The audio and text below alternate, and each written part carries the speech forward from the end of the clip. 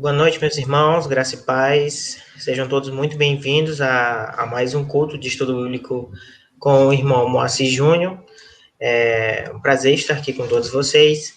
E hoje nós vamos dar seguimento ao nosso penúltimo estudo, sexto estudo das profecias bíblicas. E hoje o nosso tema é as armas da besta.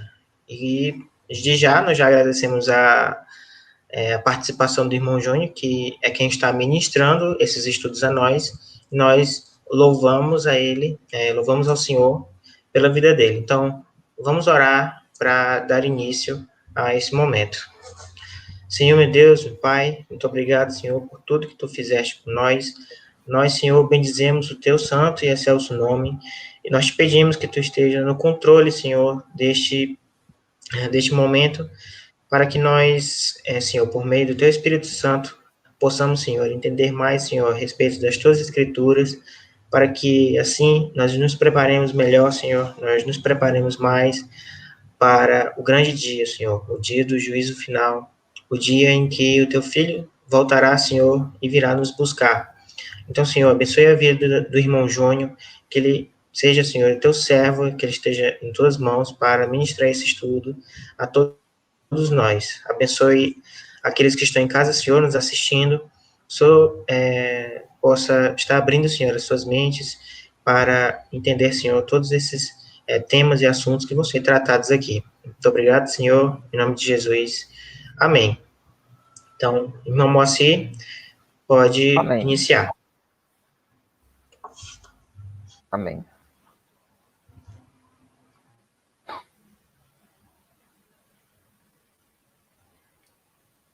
João, filho de Zebedeu, teve as mais extraordinárias visões da Bíblia.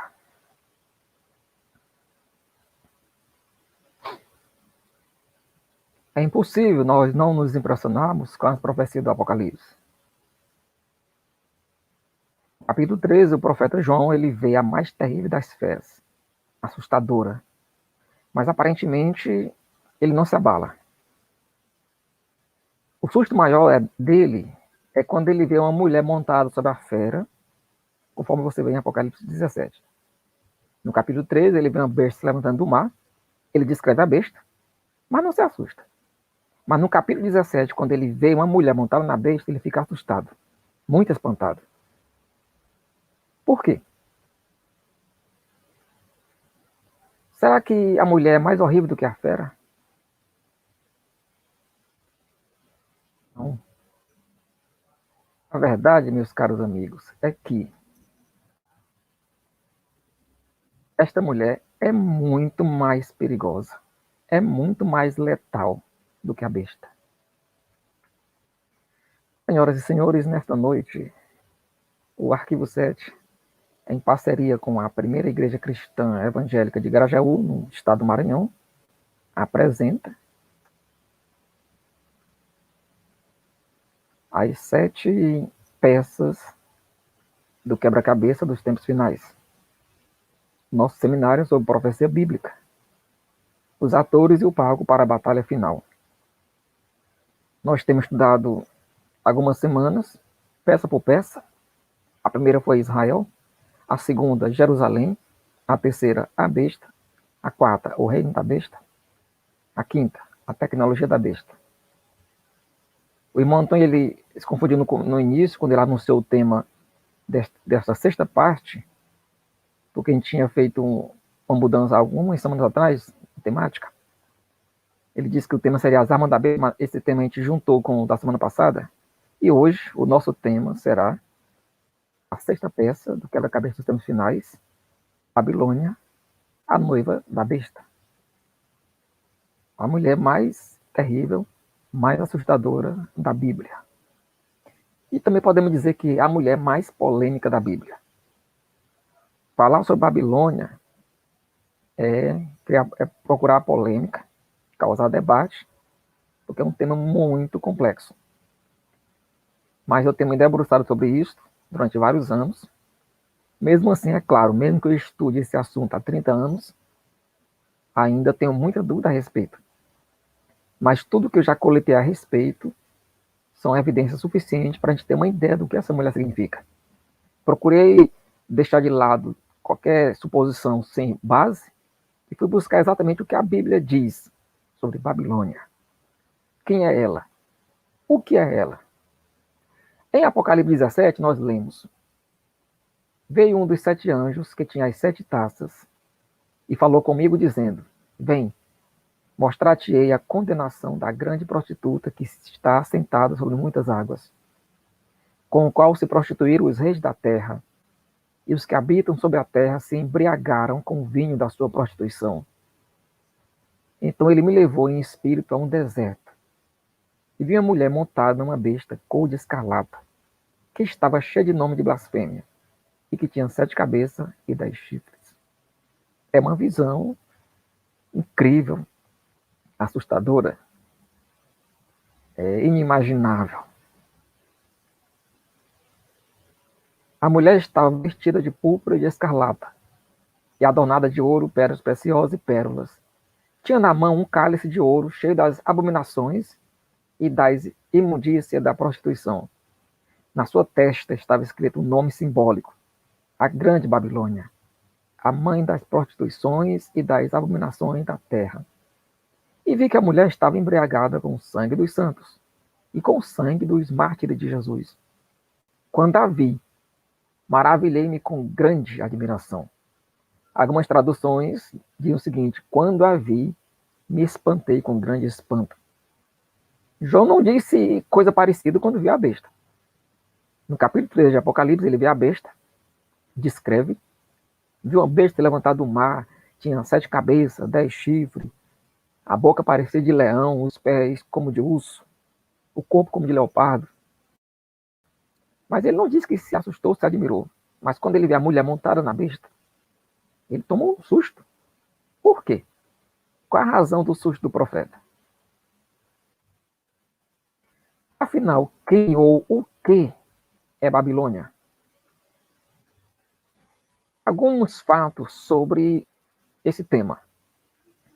A primeira coisa que nós temos que saber: a terra da antiga Babilônia, região da antiga Mesopotâmia, foi o berço da civilização humana, de acordo com a Bíblia. Na terra da Babilônia, Deus criou o homem à sua imagem e semelhança. Ou seja, antes de existir a cidade chamada Babilônia, a terra, a área geográfica onde a cidade iria se levantar, ser construída, na mesma região, estava localizado o famoso Jardim do Éden, onde Deus criou o homem à sua imagem e semelhança. Sim, o Jardim do Éden não estava na América, nem na África, na Ásia, ou no Extremo Oriente, mas em algum lugar do Oriente Médio. E a Bíblia dá indicações, não estritamente exatas, para alguém localizá-lo, mas para que você tenha uma certa ideia. Vejamos aqui, por exemplo, o que diz o texto bíblico, Gênesis 2, 8 e 14. Então plantou o Senhor Deus um jardim da banda do Oriente, no Éden. Aí o escritor dá algumas descrições geográficas. Ele fala de um rio, que é o Tigre, que corre pelo oriente da Síria, o terceiro rio, e o quarto rio é o Eufrates. Hoje, esses 2 rios ainda existem, o Tigre e o Eufrates.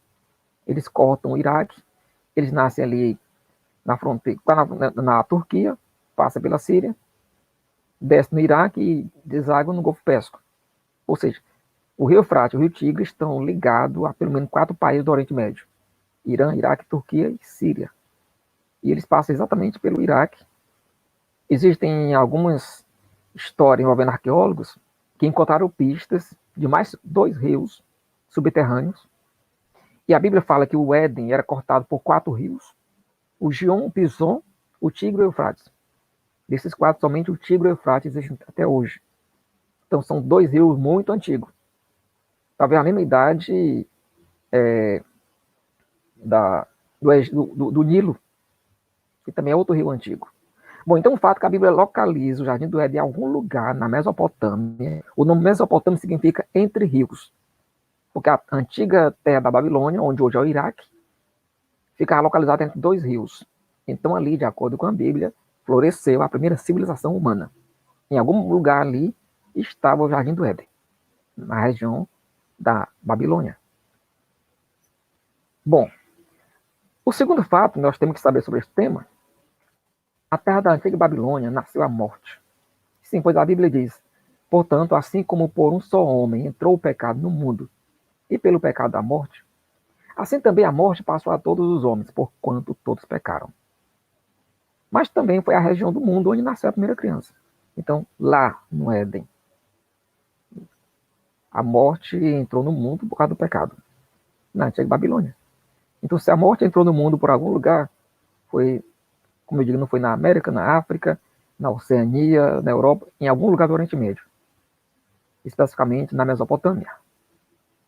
O terceiro fato: na terra da antiga Babilônia, Satanás venceu o homem. Quarto fato: na terra da antiga Babilônia aconteceu o primeiro assassinato. Caim matou Abel. Quinto fato: na terra da antiga Babilônia foi fundado o primeiro reino de feitiçaria e idolatria, Babel, no comando de Nimrod, o rebelde. Se fala muito da Torre de Babel, Gênesis 11.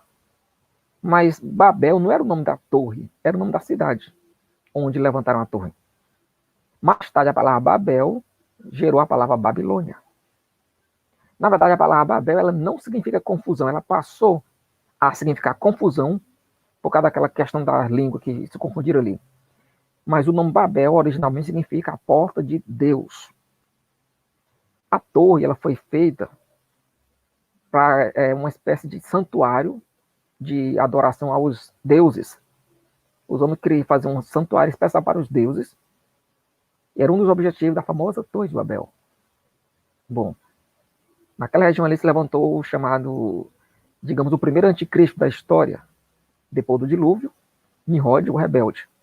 O nome Nimrod significa nós nos revoltaremos. É um neto de Noé, filho de Cã, um dos filhos de Noé. E a Bíblia diz que foi o primeiro caçador contra Deus, ou o primeiro homem que se levantou contra Deus, lutou contra Deus. Existe muita lenda, tradições sobre Nimrod. Alguns dizem que ele era uma espécie de semideus, não sei. Mas o fato é que Nimrod é uma espécie de sombra, primeiro exemplar do anticristo, na Babilônia. Sexto fato sobre a Babilônia: da terra da antiga Babilônia veio toda a feitiçaria, idolatria e o paganismo que nós temos no mundo hoje. Pois é. O centro da feitiçaria, onde os homens tiveram contato com o demônio, Deus, foi lá em Babel. De lá se espalhou para o mundo todo. A gente pode rastrear isso aí pela arqueologia. Tem como você, pela arqueologia, você rastrear a origem de muitos deuses, das nações, ou de todos, e chegar até em Babel. Pois é. Sexto fato importante sobre Babilônia: na terra da antiga Babilônia, o povo de Israel viveu 70 anos no cativeiro. É outro fato importante. Bom, Babilônia, na Bíblia, ela é a antagonista de Jerusalém. De todas as cidades citadas na Bíblia, as duas mais citadas são Babilônia e Jerusalém. Babilônia é a antagonista de Jerusalém. Jerusalém é a antagonista de Babilônia. Não somente no mundo físico, mas no mundo espiritual. Essas duas cidades é como se representasse dois mundos. O mundo com Deus e o mundo sem Deus. Ainda vamos falar muito sobre isso. E esse antagonismo entre Jerusalém e Babilônia vai nos ajudar a entender o que é a Babilônia. O que significa aquela mulher montada na besta. Em Babilônia, Satanás venceu o homem, no Jardim do Éden. Agora, olha que interessante.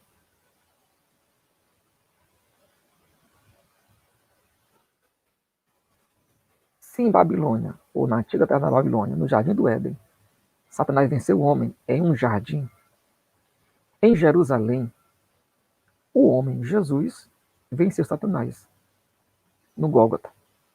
Em um jardim também. Muita gente não sabe disso. O Gólgota ficava em um jardim. Prove. O primeiro Adão, ele foi derrotado por Satanás dentro de um jardim. Fato. E o segundo Adão, Jesus, venceu Satanás a partir de um jardim. O que é que diz um texto bíblico? Em João 19:41, nós lemos: no lugar onde Jesus foi crucificado havia um jardim, e nesse jardim um sepulcro novo, onde ninguém ainda havia sido posto. Que coisa interessante, né? Satanás venceu o homem no jardim, mas no jardim o homem venceu Satanás. Em Babilônia, Satanás venceu o homem. Em Jerusalém, o homem venceu Satanás. É uma das principais razões do antagonismo nessas duas cidades. Os espíritos delas, eles são antagonistas. Pertencem a reino diferente. A história da humanidade vai terminar em um lindo jardim. Em Apocalipse 22, a Bíblia fala da árvore da vida que volta, do rio da vida. Quer dizer que o mundo começou em um jardim, o conflito onde Jesus venceu a morte foi em um jardim, e quando Deus restaurar todos os céus e terra, vai transformar tudo em um lindo jardim. Deus ama jardins. Mas desta vez não haverá tentador, nem praga e nem morte. O que é Babilônia? O conflito continua até hoje, sabia? Entre Babilônia e Jerusalém. Vou citar aqui uma provazinha simples. Quem tem mais de 30 anos deve lembrar da Guerra do Golfo Pérsico, em 1991. E depois, em 2003, teve a segunda parte, quando os Estados Unidos e alguns aliados atacaram o Iraque para derrubar Saddam Hussein. Sim. Aqui nós temos algumas imagens da época. As revistas seculares usaram e abusaram de temas, de palavras bíblicas para descrever o conflito. Por exemplo, aqui na Veja, descrevendo a guerra no Iraque, e colocou assim, Apocalipse ao vivo. Foi muito interessante. Essa guerra do Golfo me despertou para o estudo das profecias, como eu já disse antes. Muitos detalhes que eu ouvi nessa guerra, eu sei onde estão na Bíblia. Eu acompanho essa guerra pela Bíblia. Eu estava ainda no início da minha fé cristã, e isso me despertou para as profecias. Eu vi o quanto elas são claras, surpreendentes. Bom, em 1991, Babilônia, ou seja, o espírito da Babilônia, que está no Iraque, que o Iraque é a terra da antiga Babilônia, lançou 40 mísseis contra Jerusalém, contra Israel. Mas nenhum deles atingiu Jerusalém. Alguns foram misteriosamente desviados para o deserto, outros atingiram alguns prédios, mas não fizeram nenhum dano, não causaram nenhum dano. Aqui nós temos um exemplo. Esse cara bem aqui, entendeu? É um israelense. O prédio caiu lá, a casa caiu por cima dele lá, mas ele escapou ileso, sem ferimentos. Saddam Hussein, presidente do Iraque, lançou 40 mísseis contra Israel. Ele queria destruir Jerusalém ou deixar ela abalada. Mas Deus não deixou nenhuma dessas flechas atingir Jerusalém. 1990, 2003, conflitos em Babilônia, a terra onde nasceu a morte. E dessa terra bem onde nasceu a morte, ainda veio uma ameaça contra a humanidade muito grande. Ainda vai acontecer. Naquela região ali do Golfo Pérsico, no mundo espiritual, existe uma ameaça tão grande contra a humanidade que ainda não se cumpriu. E vai se cumprir durante a grande tribulação, durante o tempo do reinado do anticristo. Em Apocalipse capítulo 9, versículo 3 a 18, fala de 4 poderes de destruição, ou 4 demônios, que estão presos no rio Eufrates, no mundo espiritual. E aí eles são libertados por Deus e recebem uma ordem, uma permissão para destruir uma terça parte da humanidade em apenas uma hora. Por fogo, fumaça e enxofre. O sexto anjo tocou a sua trombeta e ouvi uma voz que vinha das 4 pontas do altar de ouro que estava diante de Deus, a qual dizia ao sexto anjo que tinha a trombeta: solta os 4 anjos que se acham presos junto ao grande rio Eufrates. De novo, o rio Eufrates citado no Gênesis e citado no Apocalipse.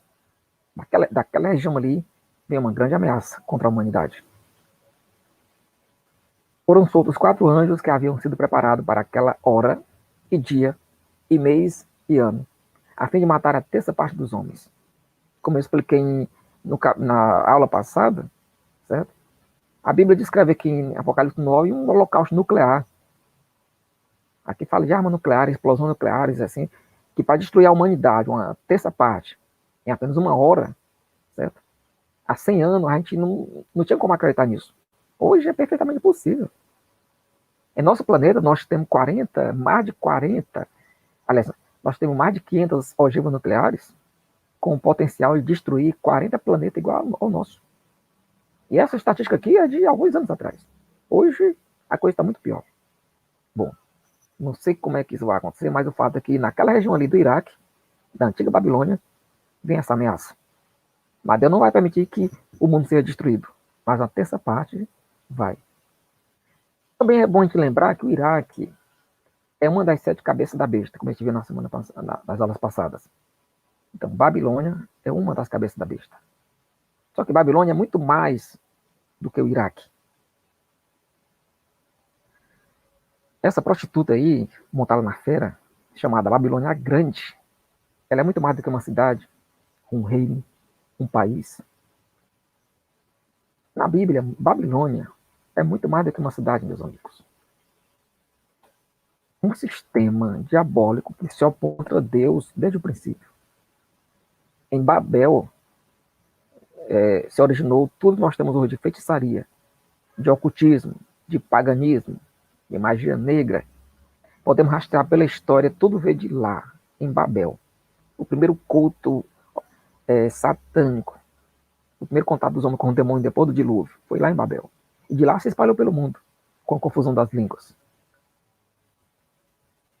A grande Babilônia, a mãe. Então, essa entidade, ela é a mãe de tudo que não presta neste mundo. Prostituições e abominações da terra.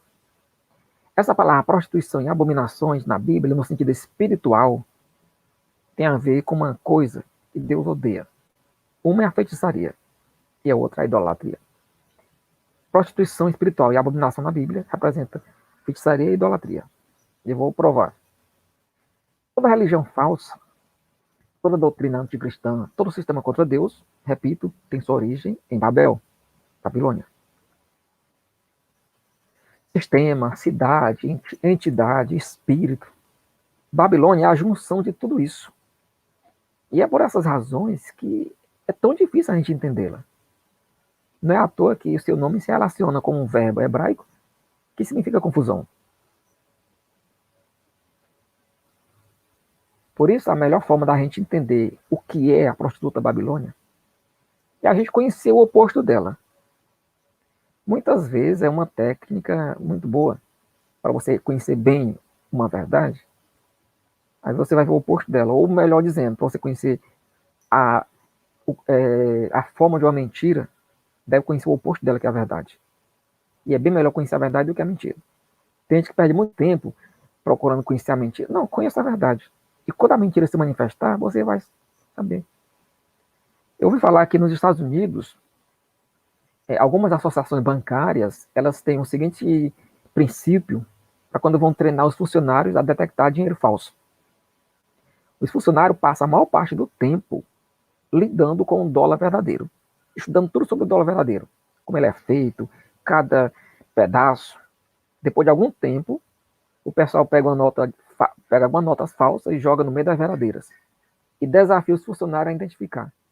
Como eles estão bem craque nas verdadeiras, no dólar verdadeiro, é muito fácil identificar o que é falso. Na hora que isso aqui é falso, isso aqui é falso. É um princípio muito bom. Porque hoje em dia é tanta coisa, são tantas doutrinas falsas no mundo, tanta seita e ideias erradas, que se você for estudar cada uma delas, você vai envelhecer e não vai chegar nem na terça parte da metade. É muita coisa. Mas não é necessário. Tem crente que ele fica muito preocupado, muitas doutrinas erradas, contrariando a Bíblia, ele compra um livro, compra outro, e não é preciso tanto. Basta você conhecer bem a verdade. Procure conhecer bem a doutrina bíblica. Porque na hora que você estiver diante de uma doutrina falsa, você vai saber que é mentira. Vai identificar. Conheça bem a pessoa de Jesus, que quando você vê alguma seita falando alguma coisa errada sobre Jesus, você já vai identificar. Sem precisar estudar a fundo as mentiras da seita. Basta estudar a verdade. Então, para a gente entender bem quem é Babilônia, vamos nos aprofundar naquilo que é o oposto de Babilônia. E o que é o oposto de Babilônia? Em Apocalipse 21, olha esse texto. Apocalipse 21. E veio um dos 7 anjos que tinha as 7 taças, cheia das 7 últimas pragas, e falou comigo dizendo: Vem, mostrar-te-ei a noiva, a esposa do Cordeiro.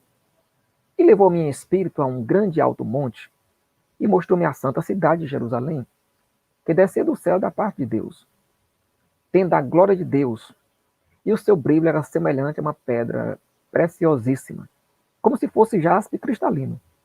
Tinha um grande alto muro com 12 portas, e nas portas 12 anjos, e nome escrito sobre elas, que são os nomes das 12 tribos dos filhos de Israel. Expressões paralelas, meus amigos, elas provam que existe uma conexão entre os textos. Agora observe uma expressão que você encontra no capítulo 17 de Apocalipse e uma que você encontra no capítulo 21. No 17 diz: veio um dos 7 anjos que tinha as 7 taças. No 21 fala: veio um dos 7 anjos que tinha as 7 taças das 7 últimas pragas. Por que é que essas duas introduções são parecidas? No capítulo 17 fala uma coisa parecida no capítulo 21. É porque aqui Deus está querendo chamar a atenção da gente para um contraste. São duas cenas que há um contraste. O que está no capítulo 21 é um contraste do capítulo 17. Há uma conexão em contraste. Vejamos. Apocalipse 17 fala de Babilônia. Babilônia, a mãe das prostituições. Apocalipse 21 fala de Jerusalém. Santa cidade de Jerusalém que descia do céu da parte de Deus.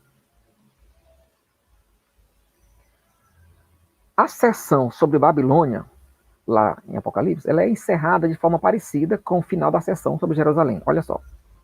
Quando o profeta termina de descrever quem é a Babilônia, no capítulo 19, bem no começo, depois que ele fala no capítulo 18, aí ele diz o seguinte: então me falou o anjo, escreve, são estas as verdadeiras palavras de Deus.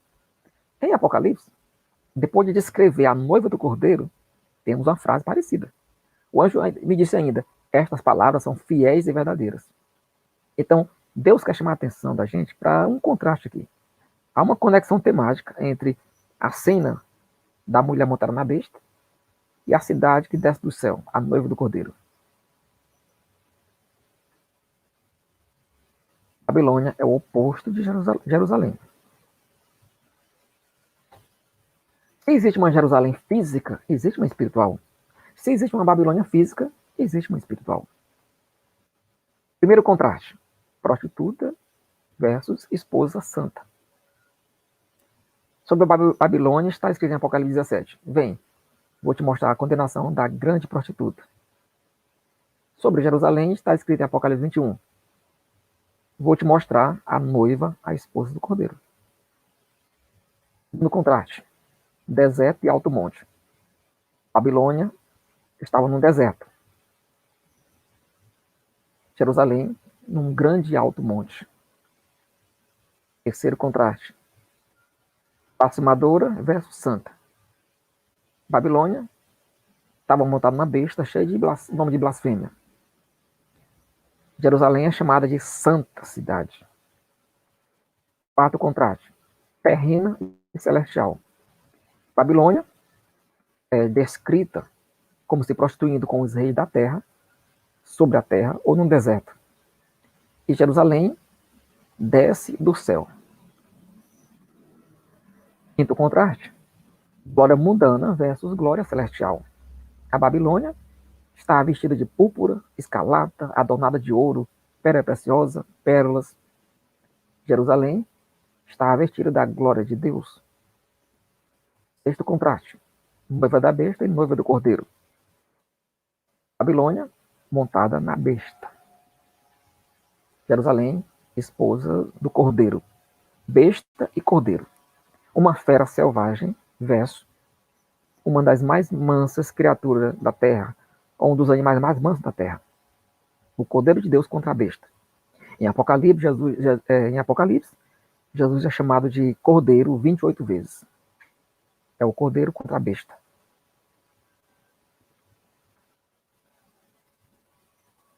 Sétimo contraste: a prostituta embriagada com o sangue dos santos versus lavada com o sangue do cordeiro. A prostituta babilônica estava embriagada com o sangue dos santos. Ela é culpada pelo sangue dos santos. Já Jerusalém, os filhos de Jerusalém lavaram suas vestes no sangue do cordeiro. Eu disse que em Apocalipse Jesus é chamado 28 vezes de cordeiro. E o anticristo é chamado 36 vezes de besta. Olha que uma coisa muito interessante. O cordeiro, 28 vezes. A besta, 36 vezes. Se você... 36 é 6 vezes 6. Na Bíblia, 6 representa o homem sem Deus. 28 é 4 vezes 7. 7 representa a perfeição, a aliança entre Deus e o homem. 28 também é o triangular de 7. Se você somar de 1 até 7, 1 mais 2 mais 3 mais 4 mais 5 mais 6 mais 7, é igual a 28. É um número triangular. A Bíblia começa com 7 palavras, 28 letras no original. Quando a Bíblia diz, no princípio criou Deus os céus e a terra, são 7 palavras e 28 letras, a soma de 1 a 7. Então Jesus é chamado 28 vezes de cordeiro em Apocalipse. E a besta é chamada 36 vezes de besta. 36, primeiro, é o quadrado de 6, 6 vezes 6, representa a imperfeição. E se você somar de 1 até 36, pega uma calculadora, depois faça isso, 1 mais 2 mais 3 até 36, vai dar 666. Pois é. O famoso número da besta, matematicamente falando, é um número triangular. O número triangular é a soma de uma sequência, a soma de 1 até ele. Se você soma de 1 a 3, dá 6. Isso aí é o triangular de 3. Se você soma de 1 a 4, dá 10. Se você soma de 1 a 5, dá 15. Se você soma de 1 a 6, dá 21. E assim por diante. Se você soma de 1 a 7, dá 28. Se você soma de 1 a 36, dá 666. Na Bíblia, nada está por acaso. Bom, então a gente vê alguns contrastes. Existe muito mais, é claro, entre a noiva de Cristo e a noiva da besta. Mas vamos em frente. Babilônia é o oposto de Jerusalém. Eu tenho que ficar lembrando isso. A crise que começou em Babilônia, ela será resolvida em Jerusalém. Na verdade, o pior da crise, o pecado, já foi resolvido em Jerusalém, no Gólgota. Portanto, meus amigos, o que Babilônia é, Jerusalém não é. E vice-versa. O que Jerusalém é, Babilônia não é. De acordo com o dado bíblico e a lógica, a igreja é a noiva de Cristo, é a esposa dele. 2 Coríntios 11, 2. Paulo diz, porque estou zeloso de vocês, com zelo de Deus, pois vos desposei com um só esposo, Cristo, para vos apresentar ele como virgem pura. A igreja é a virgem, noiva do Cordeiro. Vocês, maridos, amem as vossas mulheres, como também Cristo amou a igreja e a si mesmo se entregou por ela. É outra metáfora, comparação ou analogia, relacionando o noivo e o noivo com Cristo e a igreja. Regozijemo-nos e exultemos, e demos-lhe a glória, porque são chegadas as bodas do Cordeiro, e já sua noiva se preparou. O grande encontro entre Cristo e a igreja é comparado a um casamento. Então, primeiro ponto, a igreja é a noiva de Cristo. Segundo ponto, Jerusalém, a Jerusalém celestial, é a noiva do Cordeiro, Apocalipse 21. Aquela cidade que João viu descendo do céu, chamada Jerusalém celestial. Algumas pessoas se confundem nisso. Dizem, em Apocalipse 21 fala de uma cidade, não é da igreja. Espera aí. Mas na Bíblia, o povo de Deus é comparado a uma cidade e vice-versa. Vamos lá. Primeiro ponto, a igreja é a noiva de Cristo. Segundo ponto, Jerusalém é a noiva de Cristo. Um lugar diz que é a igreja, outro lugar diz que é Jerusalém. Então, terceiro ponto, Jesus só possui uma noiva. E já a sua noiva se preparou, como também Cristo amou a igreja. Agora, usando a lógica. Ou a Bíblia se contradiz, ou a igreja e Jerusalém são a mesma coisa. Como a Bíblia não se contradiz, ela é a palavra de Deus, vamos lá, prova bíblica. Em Hebreus 12, 22 a 23, está escrito: mas tendes chegado ao Monte Sião, à cidade do Deus vivo, a Jerusalém celestial, a miríade de anjos ou mensageiros, a Universal Assembleia e Igreja dos Primogênitos escrito nos céus. Aqui mostra que a Jerusalém Celestial é o mesmo que a igreja ou o povo de Deus. Uma cidade se faz com pessoas.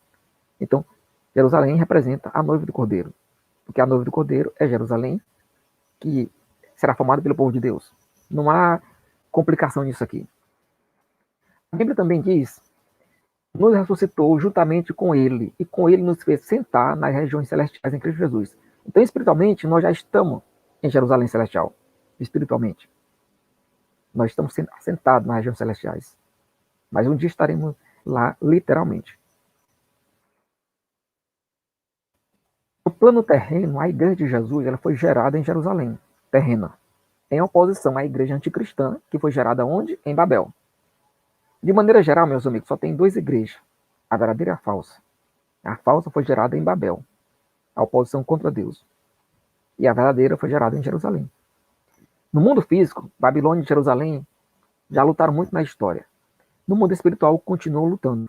Os espíritos de uma contra os espíritos da outra. Os anjos de Babilônia contra os anjos de Jerusalém. Babilônia é o extremo oposto da igreja de Jesus.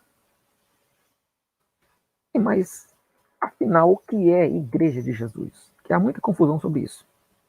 Hoje, em toda a cidade, tem muitas placas de igreja. Mas o que é a igreja de Jesus? A igreja de Jesus ela é invisível, ela é espiritual, ela é o corpo dele. Aqui nessa imagem aqui, está escrito em inglês, many members, one body. Muitos membros, um corpo. Continuando aqui o texto. Todo o resto que se diz cristão, igreja católica, igreja evangélica, igreja ortodoxa, isso aí são meras denominações religiosas, boas, ruins ou mais ou menos. Você pode estar em qualquer uma delas, por melhor que elas sejam. Mas se você mesmo não estiver ligado em Jesus, você está perdido. Nós temos aqui, Romanos 8, Paulo escreveu: mas se alguém não tem o Espírito de Cristo, esse tal não é dele. Pois todos que são guiados pelo Espírito de Deus, esses são filhos de Deus. O Espírito mesmo testifica com o nosso Espírito que nós somos filhos de Deus. Então, no final das contas, nós só temos dois grupos. Os que são de Cristo, Jerusalém, e os que não são de Cristo, Babilônia. Não tem um terceiro grupo. Mas o pior da coisa, o perigoso, é que antes que o final chegue, Babilônia vai se misturar com Jerusalém e Jerusalém vai se parecer com Babilônia. Esse é o problema. Falando nisso, como era o cristianismo no primeiro século da era cristã? Para a gente ter uma ideia, como eram os cristãos no primeiro século? Bom, o melhor lugar para você encontrar isso é na Bíblia, especialmente no livro de Atos. Em Atos dos Apóstolos, nós temos a melhor descrição da igreja. Como era a igreja? A igreja está lá. Quer seguir o modelo da igreja verdadeira? Está lá em Atos. Depois de Atos, a igreja passou a se corromper. E como é o cristianismo hoje? Basta você ir para a mídia, você vai as manchetes falando de escândalo nas igrejas, cada tipo de coisa que não vale a pena citar aqui, que tem afastado muita gente das igrejas. E tem levado as pessoas incrédulas a comparar, achando que tudo é a mesma coisa. Mas não é. Como é o cristianismo hoje? Manchetes escandalosas. Como é o cristianismo hoje? Como é? Qualquer que seja a sua resposta, meus amigos, você é obrigado a concordar que, pelos parâmetros, pelo modelo do livro de Atos, o cristianismo de hoje, de maneira geral, não é o mesmo de antigamente. Com toda certeza, esse bem aqui, não é o mesmo que Jesus deixou na Terra. Isso aqui é uma cena de um povo lá na África, em algum lugar na África, onde o pastor disse que teve uma revelação, um ritual lá, um negócio lá, e fez os crentes comer capim.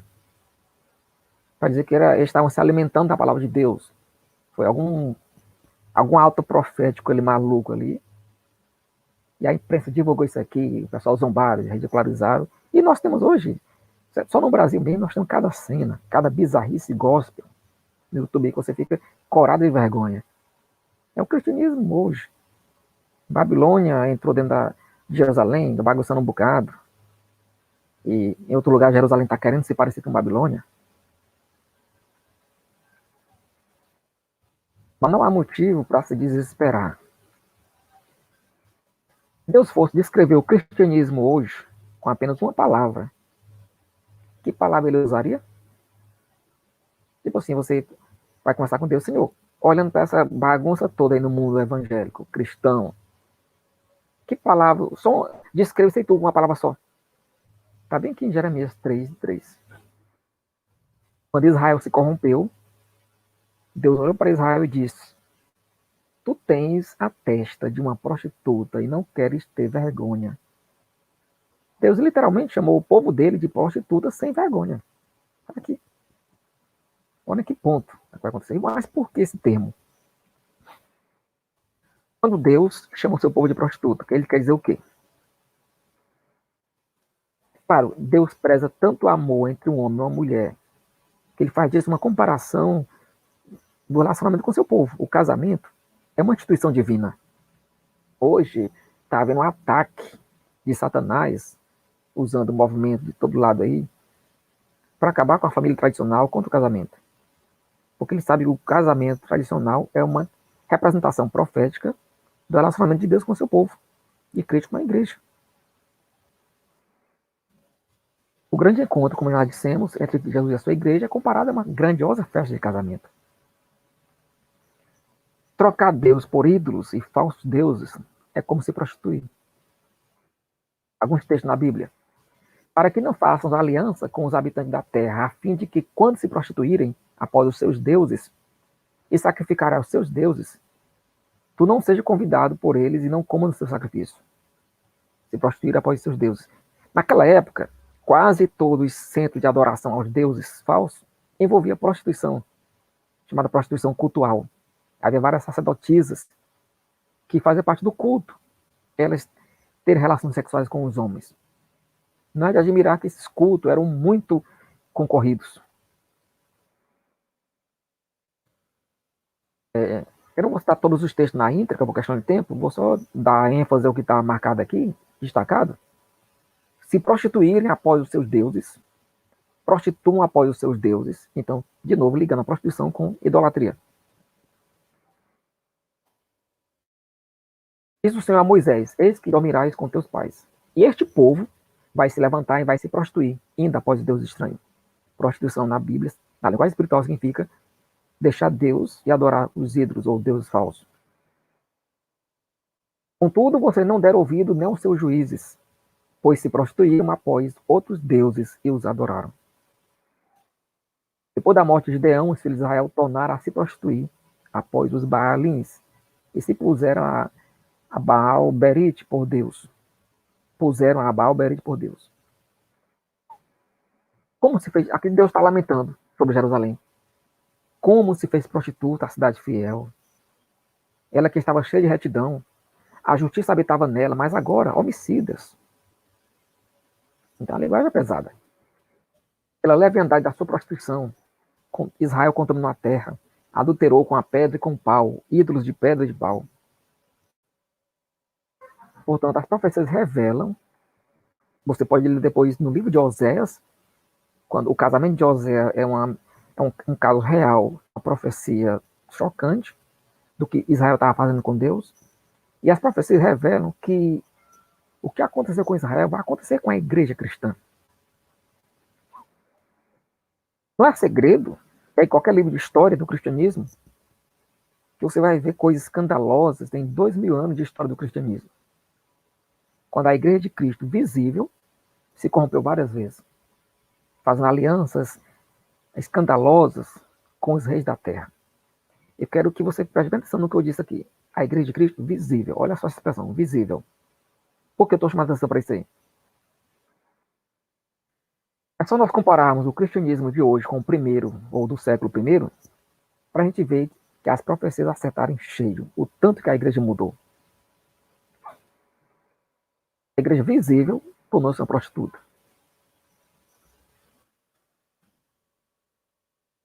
Mas, no Israel antigo, apesar de Jerusalém ter se tornado prostituta, isso não significava que todo israelita tinha se corrompido. Graças a Deus que sempre houve um remanescente. Sempre houve os 7.000 que não se dobraram diante de Baal. Sempre houve as 2 testemunhas. Sempre houve aqueles que nadaram contra a correnteza. Deus sempre teve os seus, mesmo que em pequeno número. Mas a lâmpada nunca se apagou. Apesar da apostasia, do desvio do povo de Deus, hoje em dia ser quase geral, Deus ainda pode contar com o remanescente fiel. O remanescente, a semente. O pequeno grupo que vai fazer toda a diferença nos tempos finais.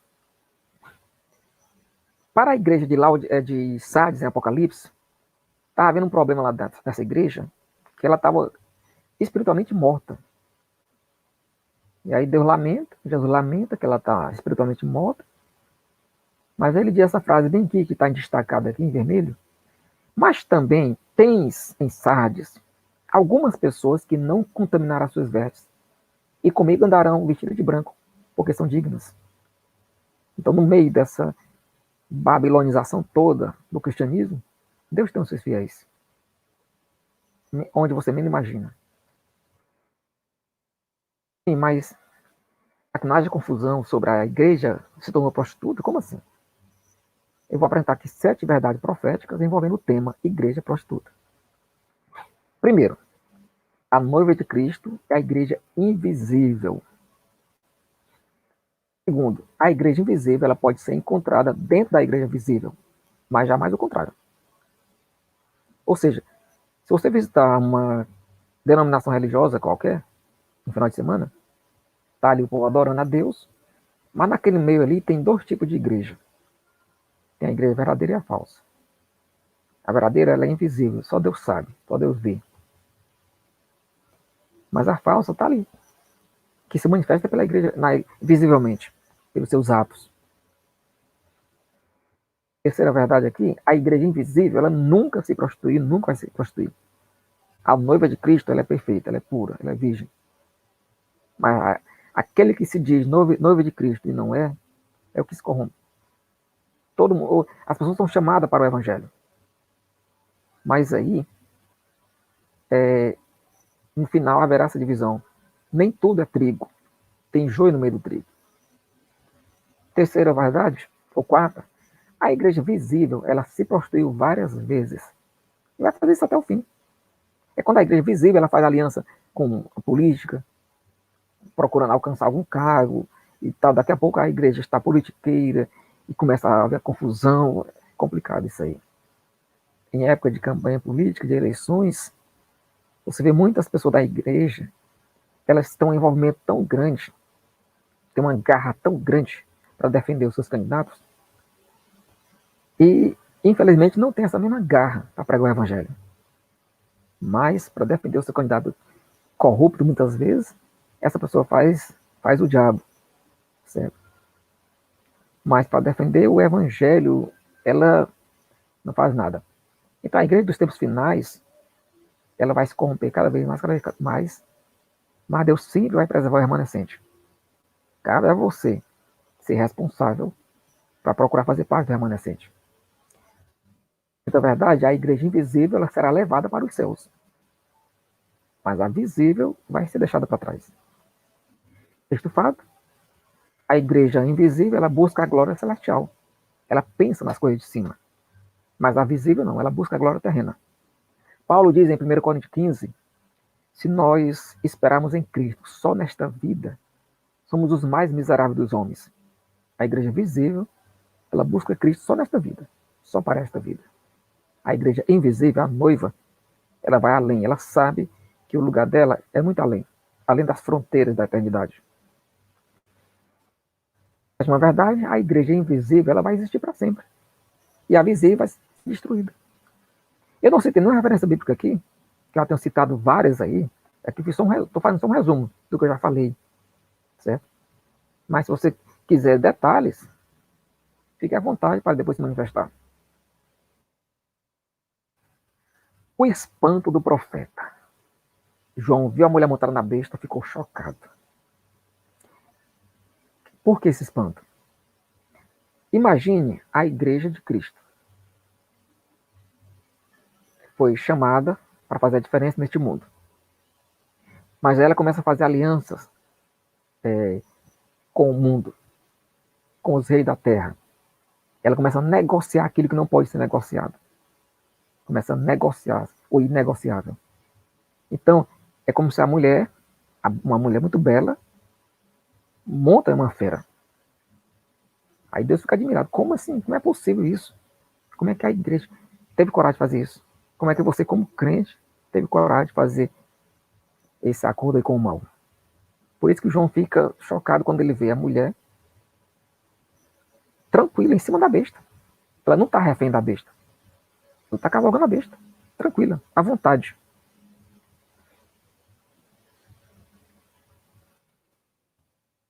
Se alguém deixar de criar um manso cordeiro para adorar uma fera selvagem, vai ser considerado um doido.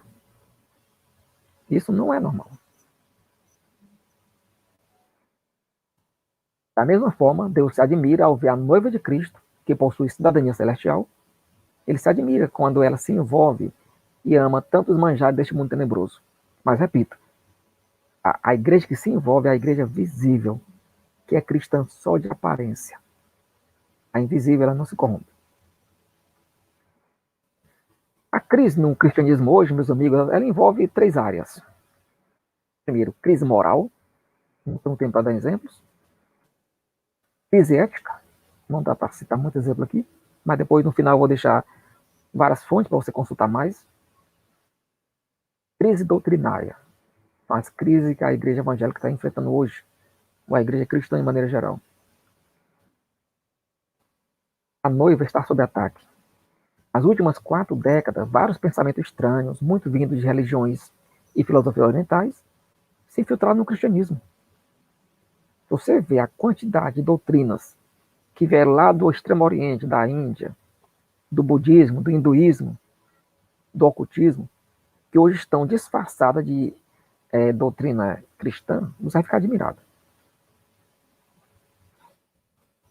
Pesa, poder, soberba, a essência da Babilônia, soberba, hoje está sendo a maldição do cristianismo dos tempos finais. Em Apocalipse, existe uma igreja corrupta, Laodiceia, que representa profeticamente a última fase da igreja.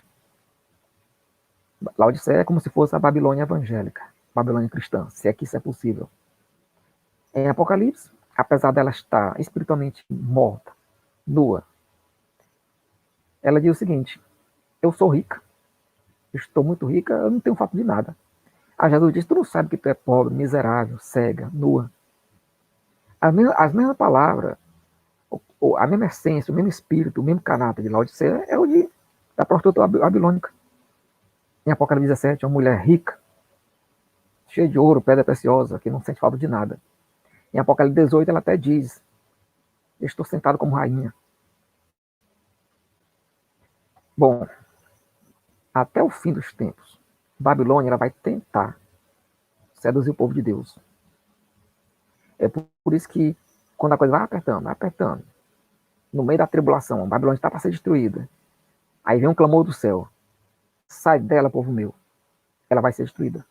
Babilônia vai ser destruída. Saia dela. Escapa, Sião. Escapa. Tu que habita com a filha da Babilônia. Estamos chegando no final, meus amigos. Quase no final aqui desse estudo. A mulher montada na besta, certo? Ela representa um reino, um líder, um mundo unido, uma só religião. Assim como a besta representa, no final das contas, um imperador, um império, um mundo unido, a mulher representa a religião unida.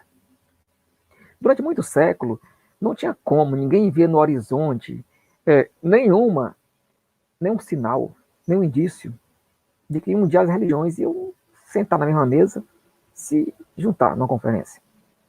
Mas hoje isso aí é muito comum.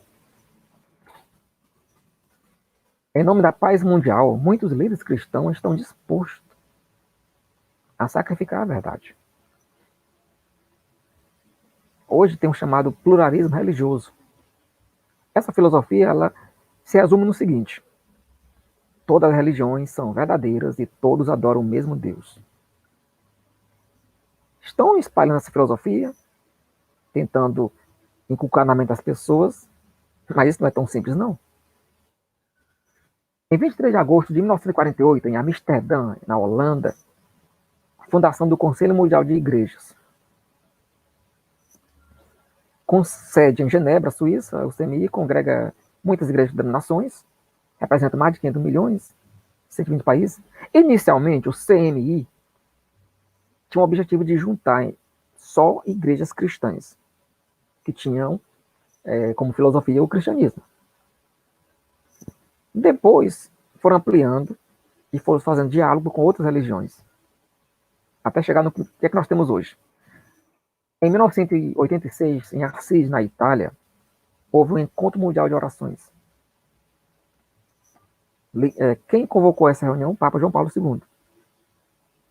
Ele convocou 150 líderes de religiões diferentes para um clamor pela paz mundial. Essa cena foi um retrato muito claro daquilo que a Bíblia descreve para o final dos tempos. Babel, Babilônia, a mulher montada na besta. Porque não é possível que todas as religiões estejam corretas. E a gente não precisa nem usar a Bíblia para provar isso. É só usar a lógica. Hoje em dia, de vez em quando, no programa de auditório, aqui no Brasil mesmo, o pessoal junta vários líderes religiosos de religiões diferentes. Evangélico, católico, espírita, budista, shintoísta, vai. Aí o apresentador sempre diz a mesma coisa, que aqui todo mundo adora o mesmo Deus, segue o mesmo princípio. Meu amigo, isso é uma lorota descarada. Alguém dizer que 3 mais 4 é igual a 8 ou qualquer outro número, não é verdade. 3 mais 4 é igual a 7. Todos orando pela paz mundial. Afinal, Deus é apenas um, mas está em todas as religiões, sob diferente nome, não é mesmo? Claro que não. Nós nem precisamos usar a Bíblia para provar que o pluralismo religioso é uma ideia falsa. Basta uma lei básica da lógica. A lógica é uma das ferramentas mais excelentes que existe no mundo. A lógica não foi criada. Ela foi descoberta pelos homens. A lógica ela existe desde que Deus existe. Existe alguma lei da lógica? E o universo é regido por elas? Uma delas é esta aqui. Nada pode ser verdadeiro e falso ao mesmo tempo e no mesmo sentido. É a chamada lei da contradição. De maneira simples. Ou você está aqui agora nos assistindo, ou você não está. Não tem como você estar e não estar ao mesmo tempo. Ou a mulher está grávida ou ela não está. Não tem como ser as duas coisas ao mesmo tempo. Ou você está com fome ou não está. Nada pode ser verdadeiro e falso ao mesmo tempo e no mesmo sentido. Ou você está dormindo ou não está dormindo. É uma lei básica da lógica. Duas coisas opostas não podem ser verdade ao mesmo tempo. Mas o pessoal quer que todas as religiões sejam verdadeiras. Olha só. Jesus ele não pode ser o único caminho para Deus e ao mesmo tempo ser um dos caminhos. O pluralismo religioso, repito, o pluralismo religioso é logicamente impossível. Para provar que o pluralismo religioso é falso, eu não preciso nem usar a Bíblia, basta usar a lógica. É impossível que crenças diferentes, que pregam doutrina diferente ou excludente, sejam verdadeiras, é impossível. Exemplos. O cristianismo ensina que Jesus morreu crucificado e ressuscitou. O islamismo ensina que Jesus não morreu e não ressuscitou. Como é que essas duas crenças são verdadeiras? Isso é impossível. É o mesmo que dizer que 3 mais 4 é igual a 7 e 3 mais 4 não é igual a 7. Querem que a gente acredite no ilógico? Um outro exemplo. No cristianismo, Jesus é Deus. A maioria dos cristãos tem essa crença. Jesus é Deus. Mas outras religiões dizem que Jesus não é Deus. Como é que essas religiões são verdadeiras? No cristianismo, Jesus é o único caminho para Deus. Ele diz, eu sou o caminho. Nas outras religiões, Jesus não é o único caminho para Deus. Então, é impossível o errado e o certo serem certo e errado ao mesmo tempo. Ou você acredita numa coisa ou não acredita. Não tem como acreditar pela metade. Ou você está em pé ou não está em pé. Não tem como estar meio em pé. Não tem essa conversa. Pronto. Então, a prostituta babilônica, na verdade, no fim das contas, ela representa uma união de religiões que vai estar formada para apoiar a união das nações em um último império. Então, um dia nós teremos um império mundial e uma religião mundial unidas, todos contra Deus. Olha, nós hoje, pelo menos, 3 religiões chamadas de teístas ou monoteístas, que creem apenas em um Deus, judaísmo, cristianismo e islamismo. Agora, atenção. Dizer que o islamismo, a religião dos muçulmanos, é monoteísta não significa dizer que eles adoram o mesmo Deus dos cristãos. Isso aí é uma ideia errada. Dizer que eles são monoteístas é porque eles creem em um Deus apenas. Assim como os cristãos, existe um único Deus. Embora exista a complexa doutrina da Trindade, mas é um único Deus, 3 pessoas em um único Deus. Bom, o judaísmo, o cristianismo e o islamismo são religiões monoteístas. O hinduísmo é panteísta, crê em vários deuses, ou politeísta, muitos deuses. Panteísta quer dizer que Deus está em tudo, todas as coisas são Deus. Panteísmo é, a formiga é Deus, o elefante é Deus, a pedra pode ser Deus. Bom, o budismo é panteísta ou ateísta, até ateísta. Muitos budistas não creem em Deus. Para ele, Deus está no seu interior. É eles mesmos. E assim vai. A nova era é panteísta. O humanismo secular ele é ateísta. O mormonismo ele é politeísta. A Wicca, panteísta ou politeísta. Taoísmo é panteísta ou ateísta. Confucionismo ateísta. Shintoísmo politeísta.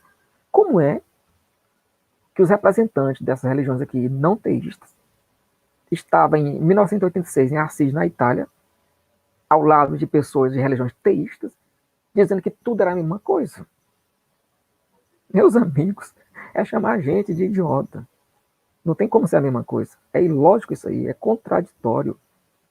Babilônia é contradição. Mas será que nós teremos em breve uma organização das Religiões Unidas? Tudo isso é isso.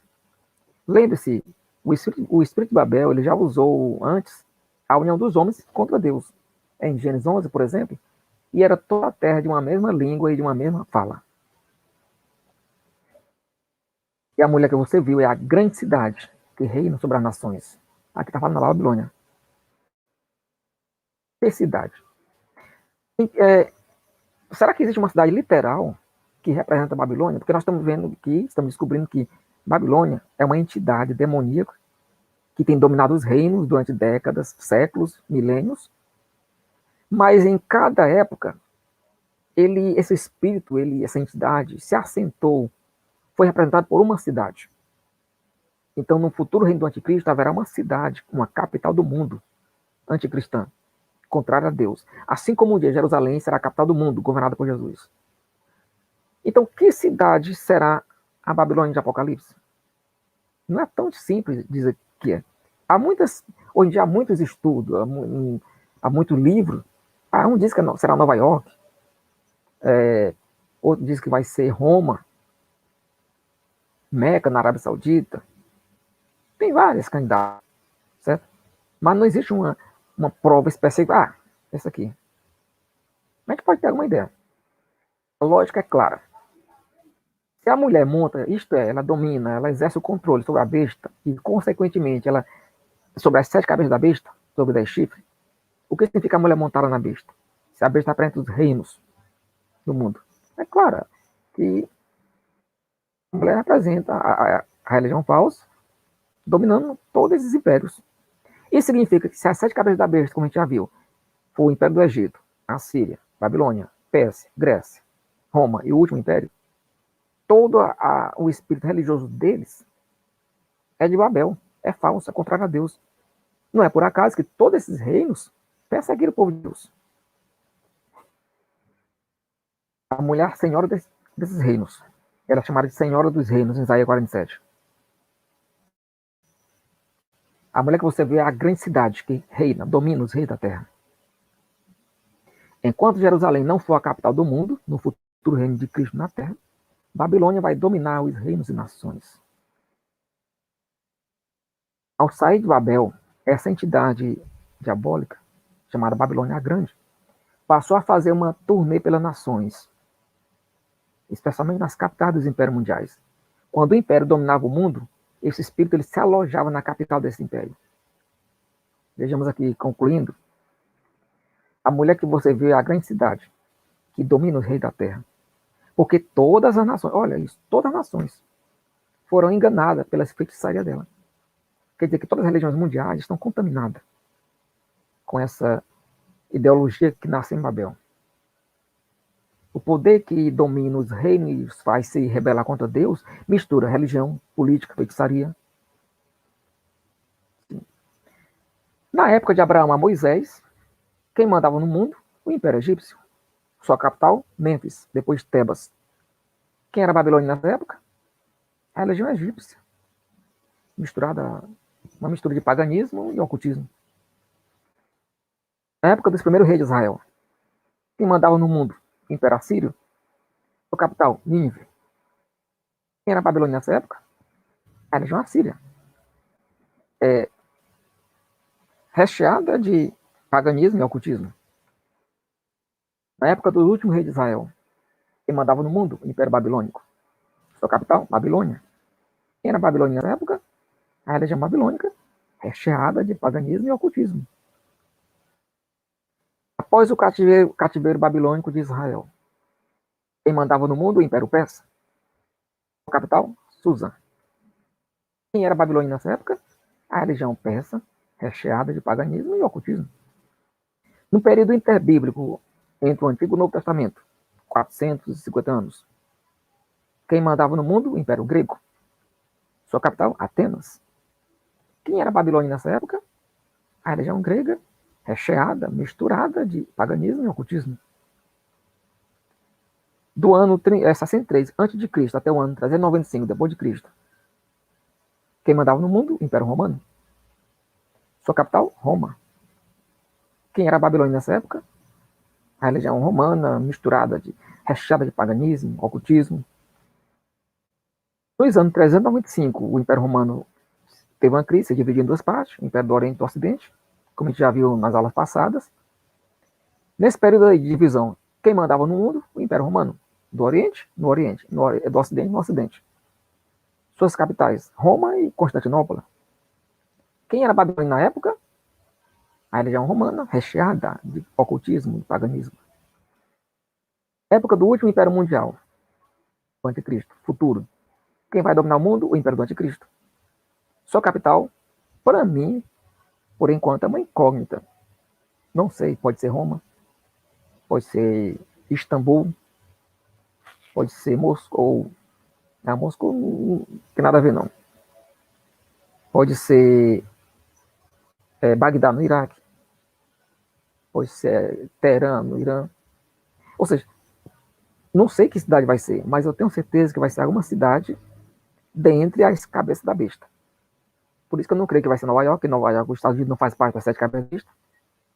Não pode ser Moscou, a Rússia não faz parte das 7 cabeças, mas não sei qual vai ser a cidade capital do mundo. Mas ela vai ter alguma coisa a ver com Egito, Síria, Iraque, Irã, Grécia, Turquia, Itália, Europa. Eu não sei. Se você souber, me passe as evidências. Quem vai ser a Babilônia nessa época? É claro, vai ser uma religião mundial recheada de ocultismo e feitiçaria. Meus amigos, onde quer que seja a última capital do Império do Anticristo, a lógica da profecia indica que vai ser uma das 7 cabeças da besta, como eu já disse. A destruição final da Babilônia em 2 etapas, Apocalipse 17 e 18. Primeira etapa, a besta vai matar a prostituta babilônica. Como assim? Pois é. Os 10 chifres que você viu e a besta, estes vão odiar a prostituta e a vão tornar desolada e nua. E vão comer as suas carnes e a queimarão no fogo. Segunda etapa, Deus destrói a cidade babilônica, Apocalipse 18. Tem vários textos aqui, não vou ler tudo. Caiu a grande Babilônia. No mesmo dia, vai ser destruída. Vai causar um grande incêndio. E em apenas uma hora ela vai ser assolada.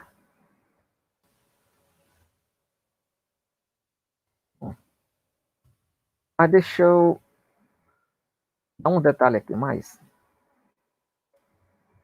Essa coisa bem aqui, dessa cena. A profecia indica que a primeira parte do reinado do anticristo, ele vai fazer uma aliança com a religião mundial, ele vai permitir que as pessoas adorem Deus o que quiser, mas na metade do seu governo vai haver uma ruptura. O anticristo a lua de mel vai acabar entre eles. Ele vai destruir a sua noiva. Ele vai destruir a religião mundial. E nesse momento ele só vai permitir que a adoração seja dada somente a ele. Antes, ele até permitia que se adorasse outros deuses. Agora não. Nesse momento, ele manifesta o seu pior momento do seu reinado, e vai se cumprir o que diz lá Paulo em 2 Tessalonicenses 2. Ele vai se levantar contra tudo que se chama Deus. A adoração é só a ele. Então a religião oficial vai ser destruída, né? E vai acabar com essa aliança. Então a prostituta, que representa a religião oficial mundial, vai ser destruída. E no final do governo do anticristo, a cidade é destruída por Deus. Então a prostituta representa a religião oficial e a cidade representa a sede dela. Então, são duas coisas diferentes. Primeiro, a própria besta mata a sua esposa. Coisa chocante, né? Bom, mas eu gostaria agora para saber mais. Muita coisa. A Babilônia é um assunto muito interessante, muito detalhista, mas eu gostaria de só indicar agora alguns capítulos na Enciclopédia de Arquivo 7. Você vai depois para o site arquivo7.com.br. Você vê lá no vídeo, lá tem a descrição do site. E lá você vai baixar, você escolhe o capítulo, onde tem esses temas aí. Por exemplo, no capítulo 125, tem como tema Operação Babilônia, parte primeira. Aquela que era. É um estudo em 3 partes. Operação Babilônia, parte 2, aquela que é. Operação Babilônia, parte 3, aquela que será. São 3 partes sobre Babilônia, com muitos detalhes, coisas chocantes, constrangedoras, que eu não tive nem coragem de apresentar aqui. Esse estudo aqui ainda é mais chocante ainda. A hora mais sombria. Ele mostra... Eu passei rapidamente no começo, eu falei que o cristianismo hoje está muito bagunçado. Eu mostrei vários cartazes e passei rápido. Mas nesse estudo aqui, eu mostro em detalhe várias coisas escandalosas, bizarras, na igreja evangélica, principalmente aqui no Brasil. Certo? Esse estudo aqui prova mais uma vez que nós estamos muito adiantados no tempo profético. Esse aqui também, Apocalipse, a Bela e a Fera. Certo? Ele vai se aprofundar no tema noiva de Cristo, noiva do Cordeiro, noiva da besta. E eu disse anteriormente, nas últimas décadas, nas últimas 4 décadas, a igreja cristã, a igreja evangélica tem sido assolada com várias doutrinas estranhas que tem vindo do Oriente, por exemplo. Mas não se tem exemplo. Porque são muitos, e o tempo não permite. Mas nesse estudo aqui, no capítulo 148, da Enciclopédia de Arquivo 7, você vai ver várias doutrinas estranhas que tem a ver com feitiçaria, ocultismo, lá do Extremo Oriente, lá do Oriente, por exemplo, do hinduísmo, e hoje estão infiltrados nas igrejas evangélicas. Sobre a noiva de Cristo, temos ainda um estudo em 2 partes, que mostra a trajetória da igreja de Cristo, desde o princípio até o final, as 7 épocas da igreja. Parte 1, parte 2. Temos ainda um estudo sobre o livro de Cantares, Cântico dos Cânticos, abordando a profecia oculta naquele livro. Muito interessante, muito bom isso aqui. Então, você depois que vê muita coisa feia naquele estudo ali passado, então, para desanuviar sua mente, para relaxar sua mente, você pode concluir com isso aqui, que você vai ficar com a mente muito relaxada e muito agradecida a Deus. Dois senhores, duas atitudes extremamente opostas. Um dá a vida pelo seu povo, o outro vai matar o seu povo. O bom pastor dá a vida pelas ovelhas. A besta vai matar seus adoradores. O cordeiro ele se sacrificou pela sua noiva. A besta vai matar a sua noiva. E no final de contas, meus caros amigos, o que importa é o seguinte: noiva de Cristo? Noiva, você faz parte da noiva da besta? Faz parte da noiva do cordeiro. E aí é você que decide. Amém. Até a próxima, se Deus quiser. Amém. Que estudo confrontante esse que o irmão Júnior trouxe para a gente hoje, né? Então, tá aí o nosso desafio para nós nos colocarmos onde realmente devemos estar, para que nós estejamos com Cristo e façamos parte da noiva dele, não é? Então, meus irmãos, muito obrigado pela participação de vocês que estiveram aqui presentes, que assistiram conosco. Peço a vocês que estejam compartilhando esse vídeo nas suas redes sociais e divulguem nos grupos do WhatsApp, no seu status, para que essa mensagem fique conhecida por todos que nós conhecemos, para que nós sejamos avisados de tudo quanto vai acontecer. Então, vamos orar, encerrando, e eu agradeço a presença de todos que estavam aqui presentes. Senhor Deus, muito obrigado, Senhor. Nós louvamos, Senhor, o teu nome e te agradecemos, Senhor, por mais uma mensagem ministrada pelo irmão Júnior. Senhor, abra os nossos olhos para que nós façamos parte, Senhor, façamos parte, Senhor, do teu reino, para que, Senhor, nós nos prostremos a ti e peçamos, Senhor, encarecidamente que o Senhor nos receba, Senhor, em teu reino, nos receba, Senhor, na tua... Que o Senhor nos receba, Senhor, na tua família, para que nós, Senhor, possamos fazer parte da tua noiva, meu Deus. Nós te pedimos, Senhor, que o Senhor possa estar abençoando a todos, Senhor, que assistiram esse vídeo, que nós possamos ser abençoados, Senhor, por meio dele, e todos quantos, Senhor, vierem a ver, Senhor, que essas pessoas sejam abençoadas e que nós façamos, Senhor, essa mensagem ser conhecida. Senhor, eu te louvo pela vida do irmão Júnior, que tem nos abençoado com esses estudos, que tem se esmerado, Senhor, anos, Senhor, a fio, em interpretar todas as tuas profecias, Senhor, e trazer a nós. Então, Senhor, nós te louvamos pela vida dele. Muito obrigado, Senhor, em nome de Jesus. Amém. Então, uma boa noite a todos. Fiquem com Deus.